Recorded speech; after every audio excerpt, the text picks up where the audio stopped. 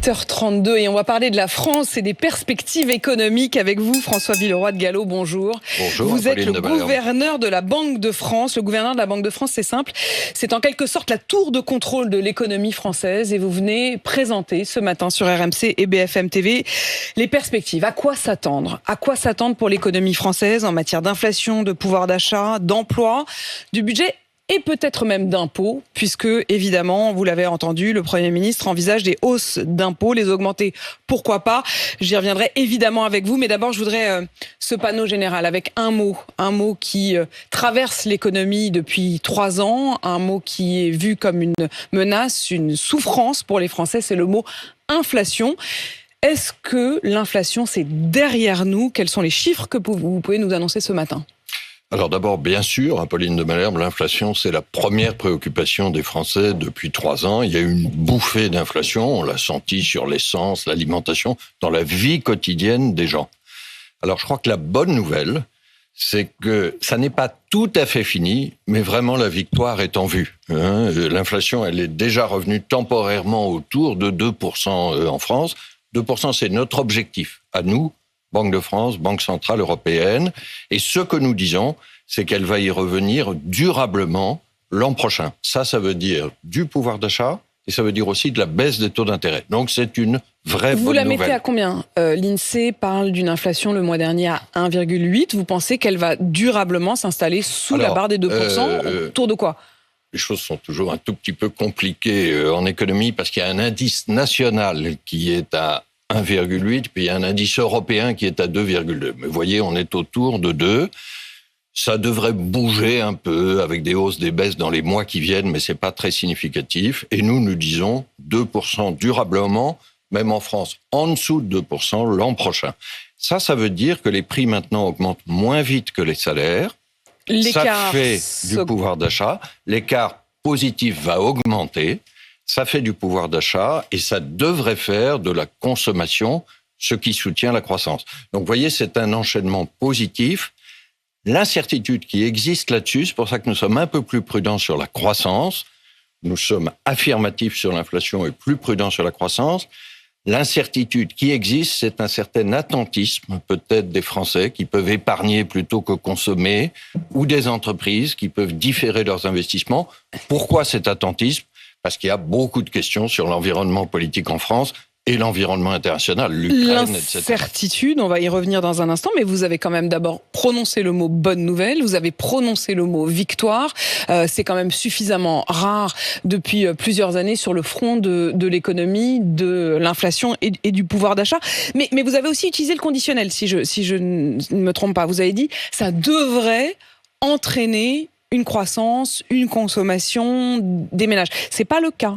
Alors, si on faisait de la grammaire, ce qui serait austère, comme vous le disiez tout à l'heure. J'ai promis que ça ne le serait pas. Attention, François Villeroy de Galhau, ne me faites pas mentir. Non, essayons d'être très clairs. Je crois que sur l'inflation, on est à l'indicatif, l'affirmatif. C'est ça qui se passe. Oui, l'inflation sur la croissance, baisse durablement. Sur la croissance, ce que nous voyons, c'est une résilience. On a évité la récession, on est à 1,1% de croissance cette année. Mais c'est trop peu. Donc là, il y a un conditionnel pour l'accélération de la reprise. On l'espère, mais elle est soumise à cet aléa d'incertitude. 2 acteurs, évidemment, les ménages, les foyers et les entreprises. Les derniers chiffres montrent que pour les ménages, la moitié des agences immobilières, par exemple, ont subi une baisse d'activité. Il y a 24% de moins cette année sur les immatriculations d'automobiles. Et c'est donc, ça veut donc dire que, en effet, les dépenses ont été moindres. Et il y a un autre indicateur, c'est qu'il y a des sommes beaucoup plus importantes que les autres étés. Là, si on parle des tout derniers mois, qui ont été placés sur les livrets d'épargne. Ça veut donc dire que les familles, les foyers, les ménages épargnent plutôt que ne dépensent. Alors, je crois qu'aujourd'hui, l'épargne reste importante. Vous vous souvenez, il y a quelques années, elle a été très forte au moment du Covid parce que nous ne pouvions plus consommer. Et donc, il y a eu une épargne forcée et on n'a pas retrouvé aujourd'hui le niveau d'épargne pré-Covid. Donc ça, c'est une réserve de consommation et de croissance. Toute la question qui se pose, c'est est-ce que ces retards de consommation dont vous parlez, c'est temporaire ? Nous pensons que c'est le cas pour la plus grosse partie. Ou est-ce qu'il peut y avoir des changements de comportement plus durables ? Je vais prendre un signe positif sur l'immobilier. Nous mesurons, nous, à la Banque de France, la production de crédit immobilier chaque mois. Et au mois de juillet, le dernier chiffre que nous connaissons, elle est nettement repartie à la hausse avec plus de 11 milliards. Elle partait de quasi zéro. Enfin, elle partait C'était pas quasi zéro. On était entre 6 et 7 milliards au printemps. Et là, on est à 11 milliards. Tout ceci correspondant à l'autre conséquence de la victoire contre l'inflation, c'est-à-dire que les taux d'intérêt ont baissé. Aujourd'hui, ils vont continuer à baisser ? La moyenne des crédits immobiliers est à 3,6%. C'est 0,5% de moins qu'au début de l'année. Ça devrait continuer à baisser un peu, mais là, ça n'est pas nous qui fixons les taux du crédit immobilier. Les taux que nous fixons, nous, les taux à court terme de la Banque de France et de la Banque Centrale Européenne, nous les avons déjà baissés 2 fois. Et oui, nous devrions continuer à les baisser. Vous devriez, je suis très attentive au temps que vous employez, donc vous devriez, mais on entend bien effectivement que ça devrait se prolonger. Il y a les entreprises également qui investissent beaucoup moins.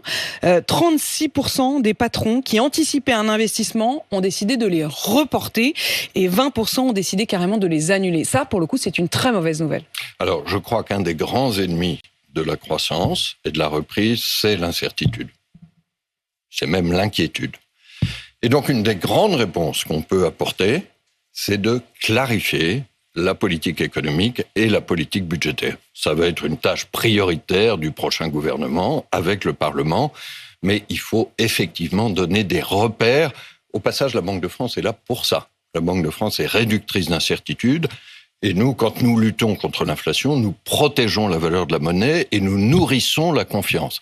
Mais il faut arriver à faire ça non seulement pour la monnaie, mais pour le budget, et puis pour la croissance, la musculation de l'économie française.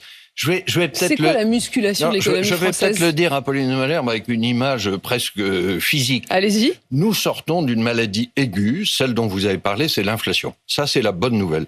Alors maintenant, il est temps de s'occuper activement de nos 2 maladies chroniques, un peu dans la durée.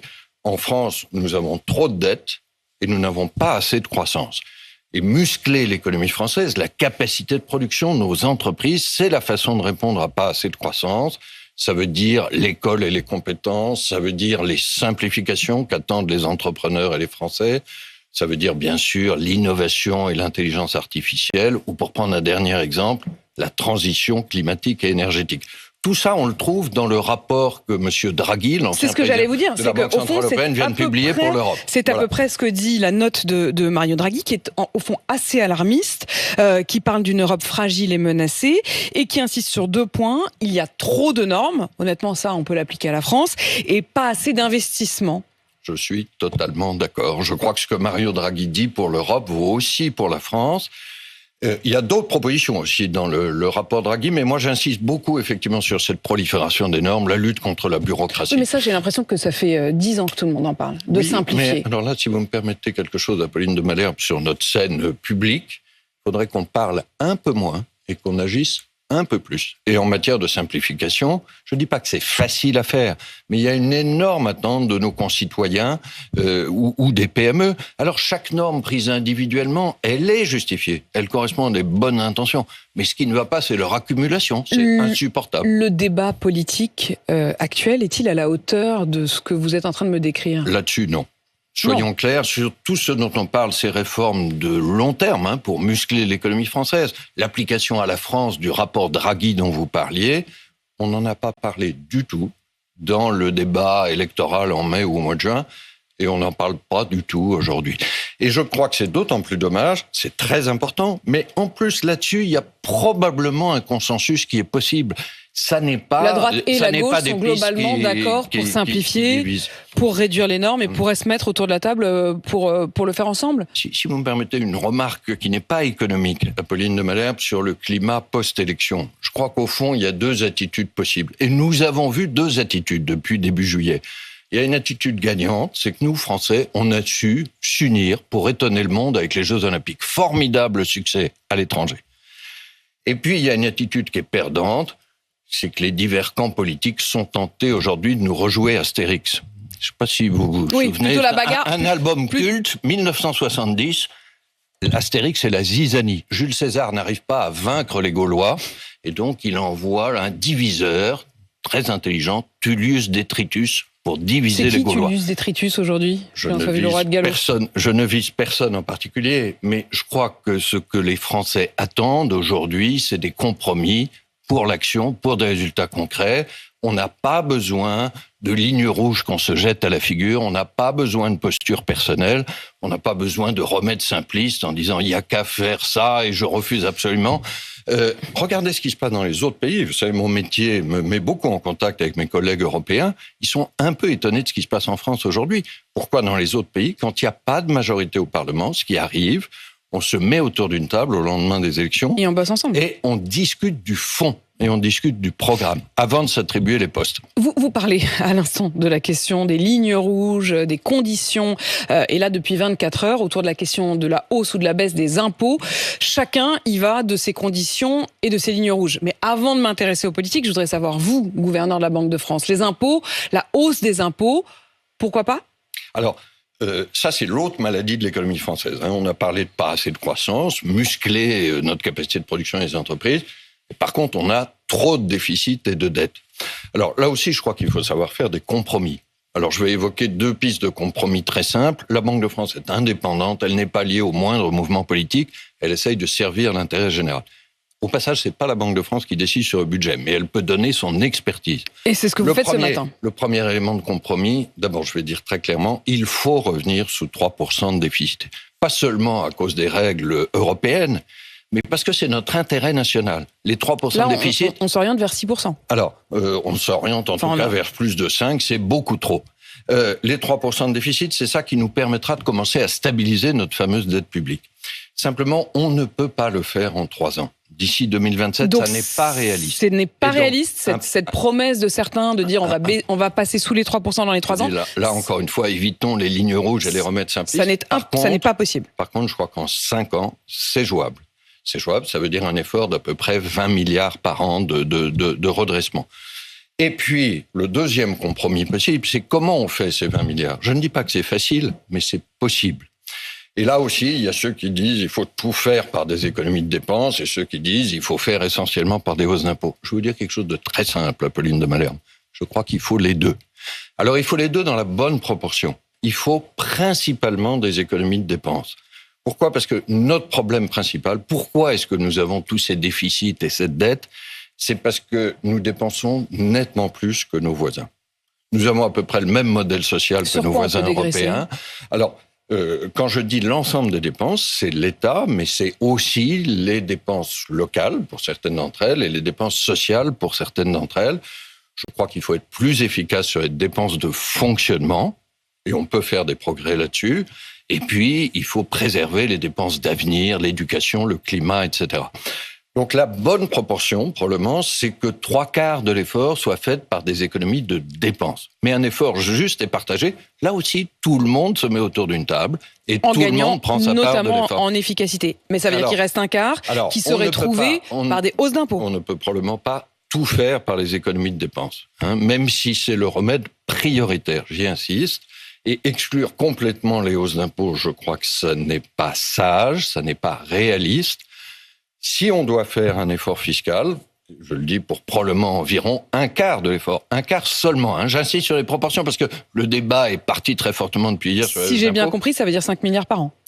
Si je prends votre enveloppe de 20 milliards... de l'ordre de 5 milliards, ce sera au futur gouvernement et au Parlement de l'apprécier. Et là, je crois qu'il serait très souhaitable de ne pas toucher aux classes moyennes et aux PME, parce que ça augmenterait leur attentisme ou l'incertitude dont nous parlions tout à l'heure. Par contre, il ne faut pas exclure un effort exceptionnel et raisonnable de certaines grandes entreprises ou de certains gros contribuables. Par exemple, tant qu'on n'est pas revenu sous les 3% de déficit. Ça peut être un effort temporaire. Ça peut être un effort temporaire en disant que ces impôts-là seraient supprimés, ces impôts supplémentaires seraient supprimés quand on repasse sous les 3%. Ça veut dire pendant encore quelques années. Je crois qu'en tout cas, c'est une piste possible. La décision appartient aux dirigeants politiques et moi, j'invite vraiment à ce qu'on dépasse la zizanie actuelle pour se mettre au travail pour des résultats concrets pour les Français. Je crois que les Français, ils se sont mobilisés en masse au moment de l'élection. Ils attendent des solutions et des résultats. François Villeroy de Galhau, si on parle aussi des perspectives, il y a dans la politique aujourd'hui 2 marqueurs très forts, la question des impôts et la question des retraites, de la fameuse réforme des retraites. Faut-il ou non abroger, mettre sur pause? Est-ce que là aussi, dans la question des incertitudes, vous parliez de l'épargne, il semble qu'une partie des Français soit mis à épargner aussi parce qu'ils ne sont pas complètement sûrs qu'ils vont toucher la retraite à laquelle ils imaginaient avoir un droit. Est-ce que le gouvernement doit toucher à la question des retraites? Alors ça, je crois que c'est vraiment une question très politique qui appartiendra au gouvernement, et j'ajoute à chaque fois, et au Parlement, Apolline de Malherbe, parce que nous avons une démocratie qui est devenue davantage parlementaire. Et là, on entend, il y a diverses pistes sur la table. La seule chose que je suis obligé de dire, c'est que si on revenait en arrière partiellement sur la réforme des retraites, et il y a un certain nombre d'aspirations qu'il faut prendre au sérieux là-dessus, mais si on revient en arrière, on augmente les dépenses, et donc on augmente la taille de l'effort, les 20 milliards deviennent davantage. Pourquoi ? Parce que les 20 milliards, ils sont avant d'éventuelles dépenses nouvelles. Et donc, si on faisait certaines dépenses nouvelles, pour les retraites ou pour d'autres choses, il faudra faire plus que 20 milliards d'économies de dépenses et d'éventuelles hausses d'impôts. François Villeroy de Galhau. Vous savez, il n'y a pas de remède magique en économie. Chacun d'entre nous, tous ceux qui nous écoutent, gèrent leur budget. La France, c'est la même chose. Sur la question des taxes sur les super-profits, est-ce que vous, gouverneur de la Banque de France, vous êtes capable de donner une définition de ce que pourrait être un super-profit ? C'est pas très facile. C'est pas très facile, parce que c'est normal que les entreprises fassent des profits. C'est d'ailleurs ça qui leur permet de s'imposer dans la compétition internationale, d'investir, d'innover. Les super-profits, est-ce que c'est plus de profits que d'habitude ? Ça s'est constaté dans certains secteurs, certaines années, mais en général, c'est temporaire. Par contre, je dis, pour certaines grandes entreprises, on pourrait imaginer un effort exceptionnel tant qu'on n'est pas revenu sur les 3%. Je dis aussi qu'il doit être raisonnable, c'est-à-dire qu'il doit être proportionné pour ne pas peser sur la croissance économique. Est-ce que vous avez des regrets ? C'est-à-dire sur la question notamment, vous le disiez tout à l'heure, des taux, les taux de court terme dont vous tenez pour le coup les manettes, pour lutter absolument contre l'inflation, vous les avez très nettement augmenté. Est-ce qu'à posteriori, vous vous dites pas, quand vous voyez que l'inflation baisse, mais elle baisse aussi parce que tout simplement la conjoncture internationale, les prix de l'essence, les prix de l'électricité baissent, c'est pas tant par ce coup de volant d'un côté ou de l'autre. Est-ce que vous ne regrettez pas ça ? Si, je crois que vraiment que la Banque centrale a contribué à la baisse de l'inflation. Apolline de Malherbe, je crois qu'il faut se souvenir, il y a 2 ans, l'inflation augmentait de partout, on était à 7% d'inflation en France, et il y avait la critique inverse à la Banque centrale qui est « mais pourquoi vous n'agissez pas ? Comment vous laissez l'inflation déraper ?» etc. Donc je crois qu'on a réagi, mais je crois qu'on a réagi de façon proportionnée. On a peut-être oublié, mais la précédente vague d'inflation dans les années 70, on a attendu trop longtemps, et du coup il a fallu monter les taux d'intérêt à 2 chiffres, au-delà de 10%. Là, on a monté à 4. Et l'autre signe que je donne, c'est qu'alors qu'en Europe, on a monté à 4, aux États-Unis, ils sont montés à 5,5. On va voir, la Federal Reserve américaine, la Banque centrale américaine se réunit ce soir, va peut-être commencer la baisse des taux ce soir. Nous, en Europe, nous l'avons commencé début juin. Donc, vous voyez qu'on essaye d'avoir une réaction proportionnée. Et je crois que le fait que cette politique monétaire ait été efficace contre l'inflation, ça correspondait à l'attente concrète de résultats des Français. Je voudrais qu'on dise aussi un mot de l'emploi et des salaires. La hausse des salaires, ça, Michel Barnier dit que ça va être un de ses chantiers. Est-ce qu'il y a de la marge ? Est-ce que là aussi, vous vous dites c'est important pour entraîner la croissance ? Est-ce que ça doit être une priorité ? Sur la hausse des salaires, je crois qu'il faut distinguer en France le SMIC, qui lui est indexé sur l'inflation. Pour l'instant, ils disent que ce serait sans augmenter le SMIC, contrairement au programme du NFP. Et c'est une bonne chose. Le gouvernement peut éventuellement décider d'un coup de pouce. Je crois qu'il doit être là aussi raisonnable pour éviter de peser sur les PME. Donc vous n'êtes pas du tout pour le SMIC à 1600. Ça... Je ne me prononce pas. Vous savez, la Banque de France est indépendante. Je le redis des programmes politiques. Vous estimez que ce serait peut-être un risque, en tout cas, du point de vue de la... La plupart des autres salaires, c'est très important de le redire, ils sont négociés de façon décentralisée. C'est-à-dire dans chaque entreprise ou dans chaque branche. Et je crois que c'est une très bonne chose, parce qu'on est au plus près de la réalité économique et du dialogue social. Ça doit se faire dans le dialogue social. Aujourd'hui, globalement, il y a modération des salaires en France. C'est une bonne nouvelle par rapport à l'inflation. Je ne sais pas si vous vous souvenez, il y a quelque temps, on craignait ce qu'on appelait la spirale prix-salaire. Les prix augmentent, les salaires augmentent, les prix réaugmentent, etc. Oui, à la limite, si l'inflation ne monte plus, il y aura moins de pression. Pas. Donc aujourd'hui, Les salaires progressent en moyenne plus vite que les prix. Je crois que c'est une évolution favorable. Maintenant, il faut voir dans la négociation sociale ce qui est possible comme augmentation salariale au niveau de chaque entreprise. C'est la bonne nouvelle essentielle que vous nous annoncez donc ce matin, François Villeroy de Galhau. Est-ce qu'un jour je vous recevrai comme ministre de l'économie ? Écoutez, je suis très heureux à la Banque de France et je crois y être utile à l'intérêt général. Donc, chacun à sa place. Merci François Villeroy de Galhau d'être venu nous annoncer donc ce matin ce début de bonne nouvelle, même s'il reste de la prudence, on l'a bien compris. François Villeroy de Galhau, gouverneur de la Banque de France sur RMC et BFM TV, il est 8h52.